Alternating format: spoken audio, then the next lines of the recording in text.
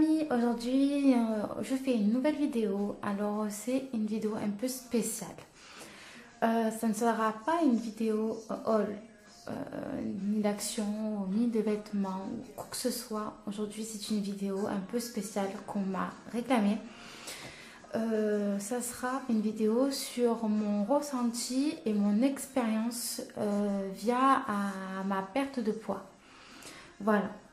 Alors, on va commencer par le début. Je vous avoue que je ne sais pas trop encore par où commencer parce que c'est quand même une vidéo un peu spéciale parce que je me livre quand même à vous. Alors, on va commencer comme ça. Alors, si bien sûr on a des moments où je risque de pleurer, ou voilà les yeux qui brillent, c'est normal parce que bon, c'est quelque chose qui est récent.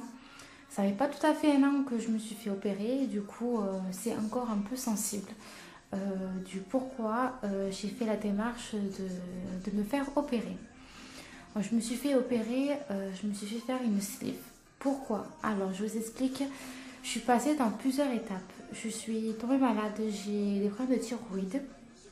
Et bien sûr, à cette thyroïde, on peut maigrir, mais on peut aussi grossir. Et moi, dans mon cas, c'est je grossissais. J'ai fait, je ne suis pas une grosse mangeuse, je ne suis pas, à la base, je ne suis pas, voilà, je mange pas n'importe quoi. Je fais quand même attention à ce que je mange parce que je sais que dans mon cas, si je mange trop gras ou quoi que ce soit, soit je suis malade ou soit, bien sûr, comme tout le monde, je grossis. Alors, dès que j'ai su que j'ai eu ce problème de thyroïde, bon, bien sûr, j'ai un traitement pour ça. Mais malgré avec le traitement et en faisant attention à ce que je mange, j'ai fait plein de régimes. Je suis même allée en pharmacie, aller acheter des gélules pour maigrir, n'importe quelle marque. Hein. J'ai testé un AK3, j'ai testé plein de trucs vraiment pour m'aider à maigrir parce que j'étais désespérée. Et bien sûr, je ne maigrissais pas, même pas un gramme. Je faisais du sport. Le lundi, je me rappelle, avec des copines de travail, on allait marcher en colline et on faisait pratiquement une heure de marche. Elle, je voyais qu'elle perdait des kilos, mais moi, j'en perdais pas. Même pas un gramme. Je commençais à déprimer. J'arrivais plus à m'habiller. Je ne trouvais plus rien qui m'allait. Je ne trouvais plus rien comme vêtements à mon goût. C'était compliqué. Jusqu'à où j'ai eu un mariage. Alors là, c'était une catastrophe. Avant, je savais, je vais mettre ça, ouais, je vais mettre cette robe, elle me plaît et tout, ça va bien m'aller, je vais être super jolie dans cette robe et tout. Et arrivé le jour J, en pleurs. Parce que elle m'allait, au contraire, hein, elle m'allait très bien la robe. Mais moi, j'étais pas bien dedans. J'étais pas bien, j'étais en pleurs. C'est là où j'ai eu ma plus grosse crise d'angoisse et de tristesse parce qu'en fait je voyais que je n'étais pas bien dans ma peau, le regard des gens me convenait plus, pourtant j'assumais hein, le poids que je faisais parce que je m'habillais pas non plus mal, mais non, je ne me supportais plus. Et en fait ça faisait 3 ans où j'étais suivie par mon médecin de la thyroïde. Les 3 ans où je ne perdais pas de kilos, mais que je prenais des kilos, au contraire. Et pourtant, je mangeais sainement, je faisais pas d'extra. Les extras, j'en faisais une fois dans la semaine. Je m'accordais le samedi, je m'accordais, on va dire, un repas, on va dire, un peu pas trop équilibré, comme manger une pizza ou manger des pop-corn, manger des bonbons. Voilà, je m'accordais une journée où vraiment je pouvais manger ce que je voulais.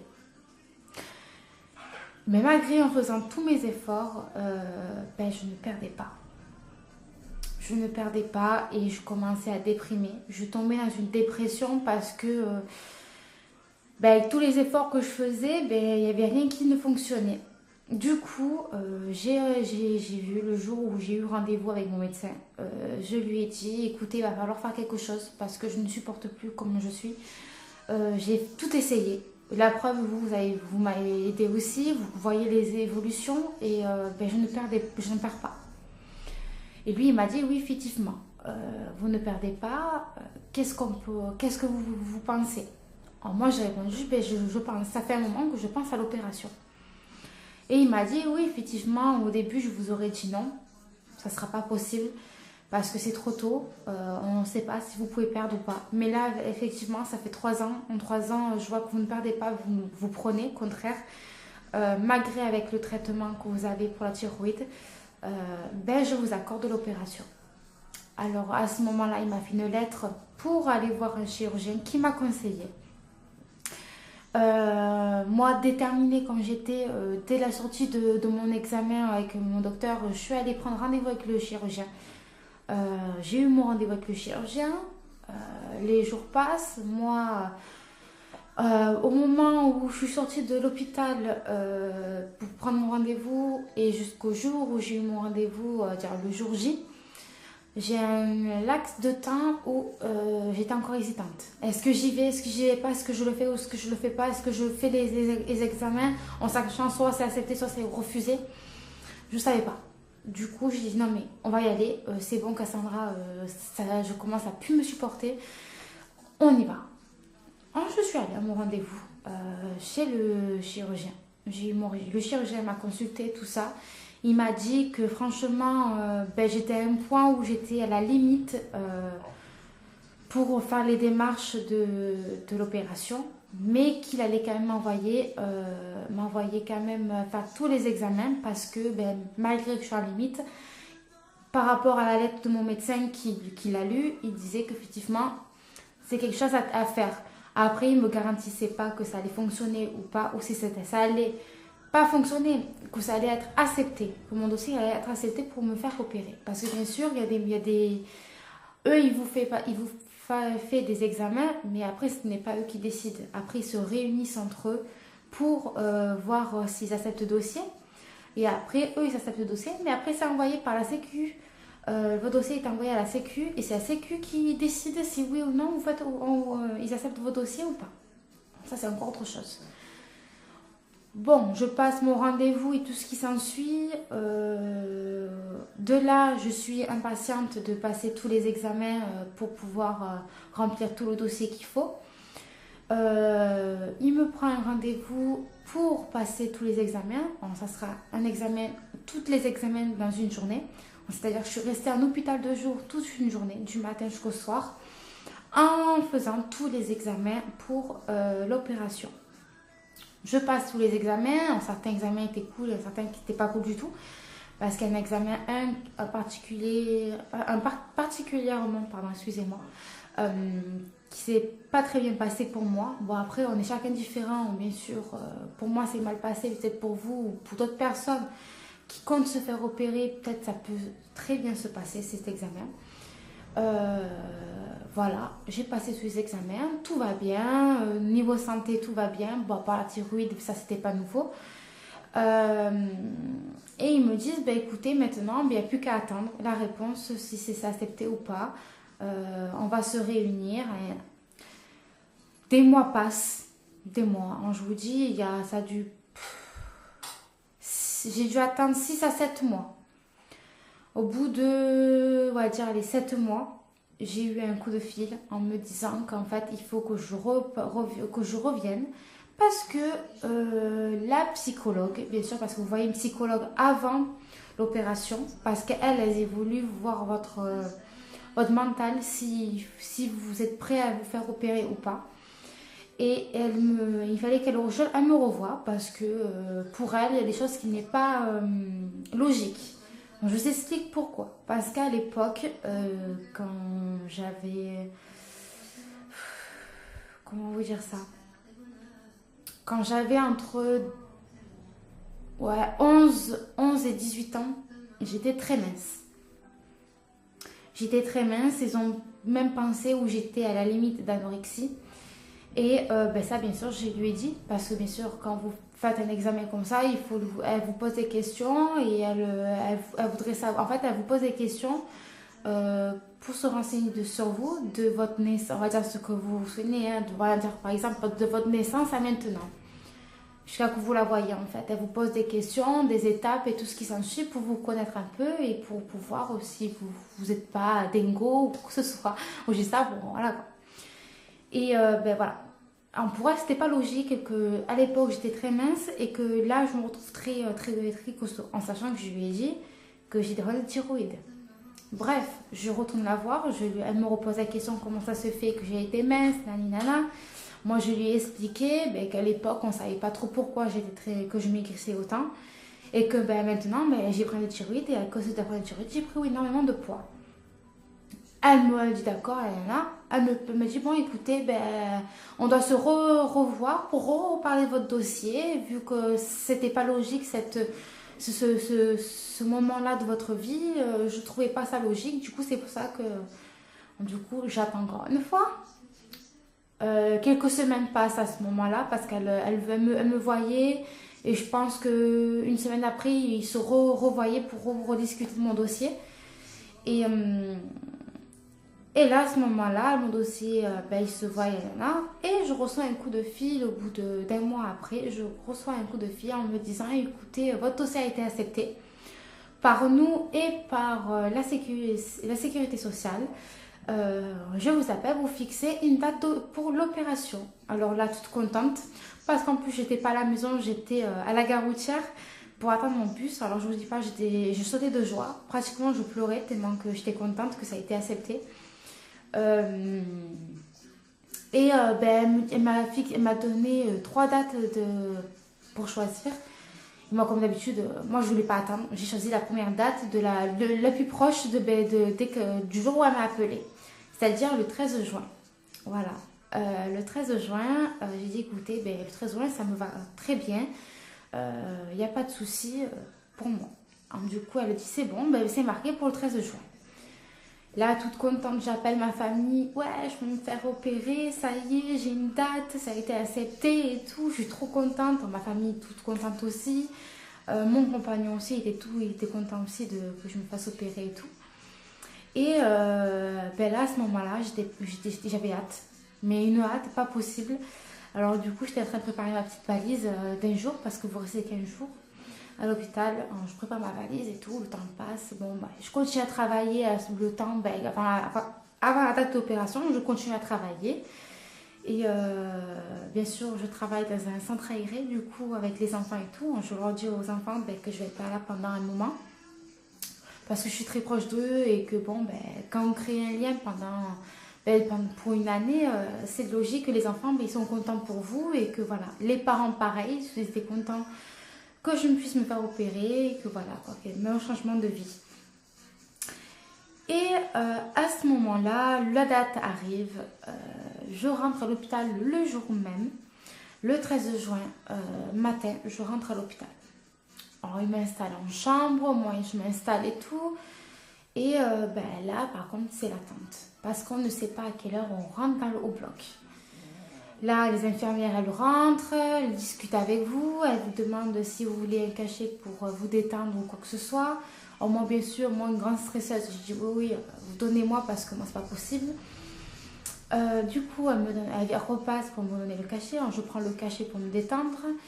Je suis détendue, j'ai mon compagnon avec moi, plus ma belle-mère qui était avec moi aussi. On discute tout. Il y a une dame à côté de moi aussi parce que j'étais en chambre double. Du coup, j'ai une dame à côté, on discutait aussi parce qu'elle se faisait opérer aussi. On discutait ensemble, mais tranquille en fait. Et bien sûr, à ce moment-là, le chirurgien il passe pour voir comment vous allez, discuter du déroulement de l'opération et tout.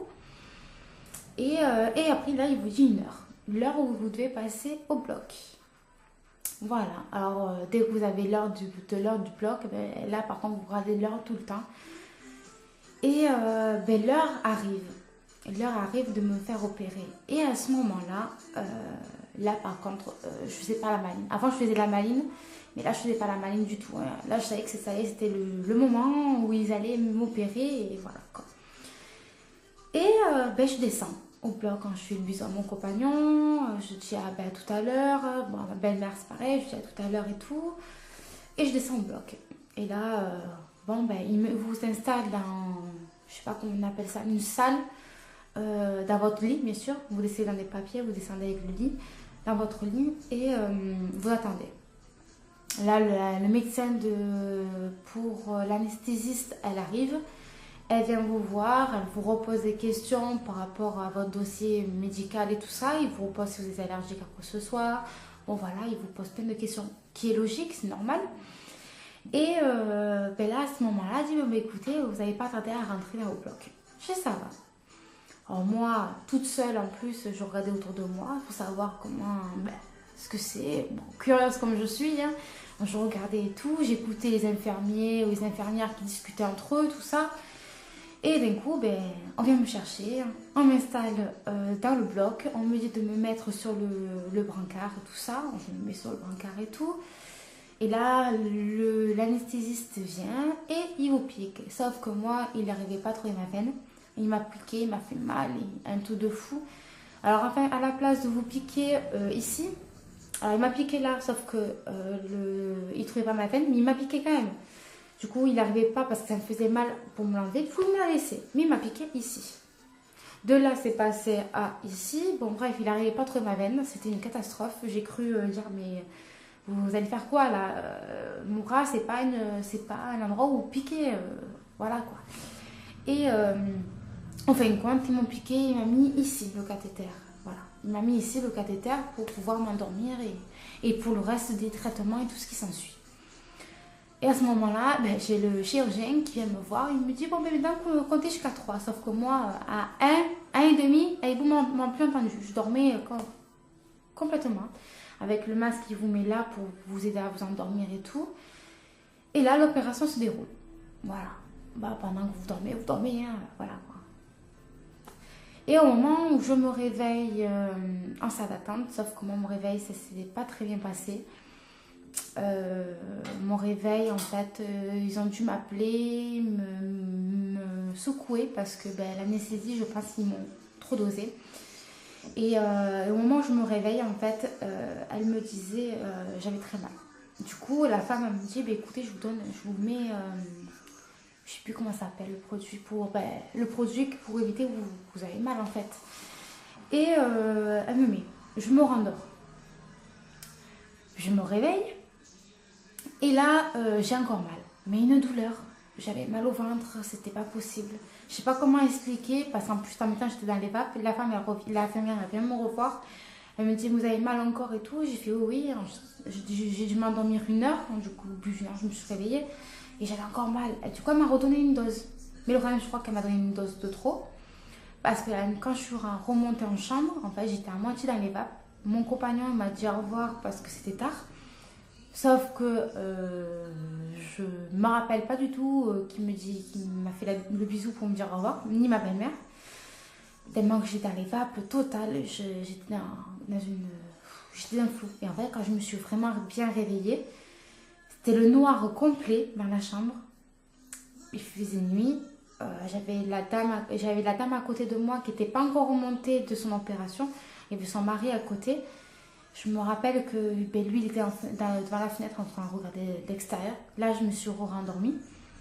Et là, j'ai entendu la dame rentrer en chambre. Et là, je me suis réveillée, réveillée. Et là, c'était la catastrophe. J'ai vomi toute l'heure. Mais quand je vous dis j'ai vomi toute l'heure, j'ai vomi toute l'heure.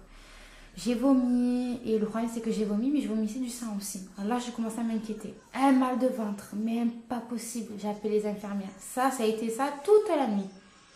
Sauf que d'un moment dans la nuit, il devait être 1h ou 2h du matin,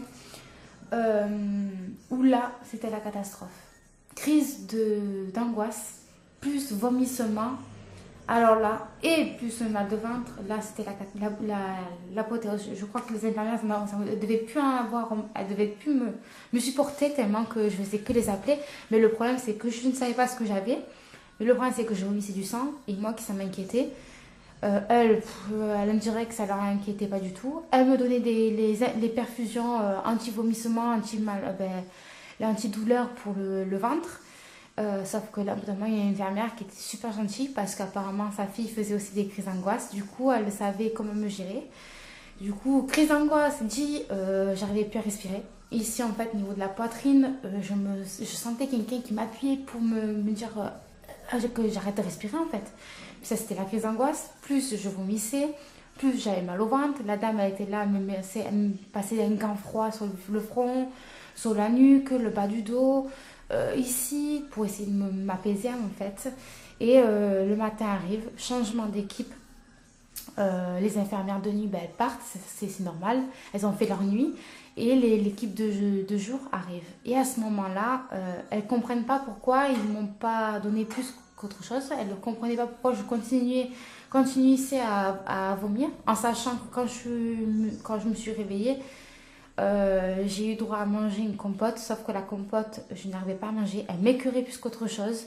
Du coup, j'avais rien à l'estomac après l'opération, en sachant que le matin, vous êtes à jeun. Je me suis fait opérer vers les coups de midi. Ouais, vers les coups de midi. Je suis rentrée à l'hôpital, il était 6 h du matin.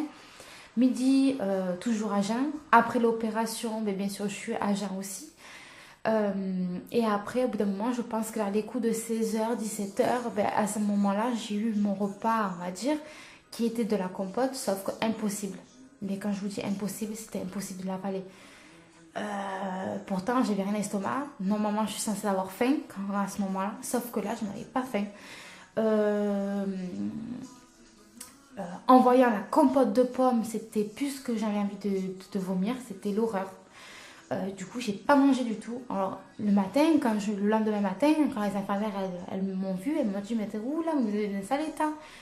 Attendez, on appelle le médecin, le chirurgien qui vient vous voir. Du coup, le chirurgien vient nous voir, bien sûr, pour son roulement pour voir comment ça s'est passé la nuit et tout ce qui s'ensuit. Et en fait, moi, je lui explique que moi, j'ai passé une mauvaise nuit, j'ai passé mon temps à vomir. Alors, bien sûr, moi, j'appelle ça l'haricot. Dans l'haricot, c'est là où j'ai vomi. J'ai dit à l'infirmière, ne me l'enlevez pas, je voudrais le montrer au chirurgien demain matin. L'infirmière a dit, non, mais on ne comptait pas vous l'enlever parce qu'on comptait aussi que vous montrez au chirurgien. Je sais, ça va. À ce moment-là, je montre au chirurgien, j'ai écouté, voilà, j'ai vomi du sang, plus bien sûr de la bile, parce que bien sûr, j'avais rien à l'estomac. Est-ce que c'est normal? Mais j'ai vomi toute la nuit. Et là, il m'a dit, non, mais c'est pas normal. Vous m'avez fait une réaction allergique à quelque chose. Et il m'a dit, mais combien de doses on vous a donné? Bon, il m'a dit le nom, mais je ne me rappelle plus le nom, vous savez, les antidouleurs, là. J'ai dit, je crois qu'elle m'a donné 2 doses. Parce que je me suis plainte 2 fois. Il m'a dit, oula, mais c'est de trop, les 2 doses. Vous auriez dû donner un. Et l'autre, elle aurait dû vous dire d'essayer de supporter ou quoi que ce soit. J'ai fait, écoutez, moi, on m'a donné 2 doses. Voilà, c'est tout ce que je me souviens. Et il m'a dit, écoutez, on va vite vous chercher un cachet pour faire repasser ça. C'est pas normal, vous m'avez fait une réaction allergique. C'est juste, alors, comme s'ils n'auraient pas pu me le donner ça dans la nuit, parce que j'ai fait une nuit blanche en fin de compte. Du coup, l'infirmière va chercher le médicament, me donne le médicament. Du coup, je prends le médicament et au bout d'une heure, j'avais plus rien. C'est-à-dire, j'ai mal au ventre, ça c'est normal parce que j'ai passé ma nuit à vomir et comme j'ai contracté mon ventre, avec la cicatrisation qui n'était pas faite, qui était fraîche et tout ce qui s'ensuit, c'est normal que j'avais mal au ventre. Donc ça, il m'a dit ça c'est normal. Mais par contre, je suis censée ne plus avoir les vomissements ni les crises d'angoisse. Effectivement, je n'avais plus tout ça. Voilà, parce que il avait su que j'étais en train de faire une réaction allergique à quelque chose et que voilà quoi. À part ça, l'opération s'est très bien passée parce qu'après il vous explique le déroulement. Et moi, ça s'est très bien passé. Justement, il était très content parce qu'il a pu faire comme il voulait lui. Parce que c'était un chirurgien très minutieux, très droit dans son travail, très carré. Et ça, franchement, il est super. Si vous êtes des Bouches-du-Rhône, près de Aix-en-Provence, tout ça, si vous voulez un chirurgien pour ces opérations-là, moi, je peux vous conseiller le mien. Il est super. Voilà, alors après les détails de ça, ils attendent. Il a dit, écoutez, on va manger, il va nous apporter le plateau, tout ça. Et peut-être dans l'après-midi, si lui, il accorde et c'est nous, on se sent, on pourra sortir. Par contre, si lui, il vous accorde de sortir et que vous ne vous sentez pas par rapport à la nuit que vous avez passée, tout ça, ou de la forme que vous avez, il vous propose de rester une nuit de plus en observation pour revoir le déroulement. Moi, j'ai dit d'accord. Sauf que moi, dans ma tête, j'étais déterminée à sortir à l'après-midi. Moi, je comptais pas sortir le lendemain. J'ai la phobie des hôpitaux. Alors, en plus, la nuit que j'ai passée, c'est même pas la peine. Moi, dans ma tête, c'était clair et net. Il avait intérêt de me dire oui, c'est bon, on peut sortir. Et moi, je partais. Le repas, il passe. Bon, la dame, je discutais avec la dame qui était à côté de moi, super gentille et tout ça. Mon repas arrive, en bien sûr soupe et compote de pommes, parce qu'à ce moment-là, je vous expliquerai plus tard le déroulement. À ce moment-là, le repas arrive. Je vois le repas, j'essaye de manger, sauf il n'y a rien qui passe. Je vous avoue que quand vous faites cette opération, écoutez votre estomac. C'est la priorité pour pouvoir avoir des bons résultats et aussi pour vous.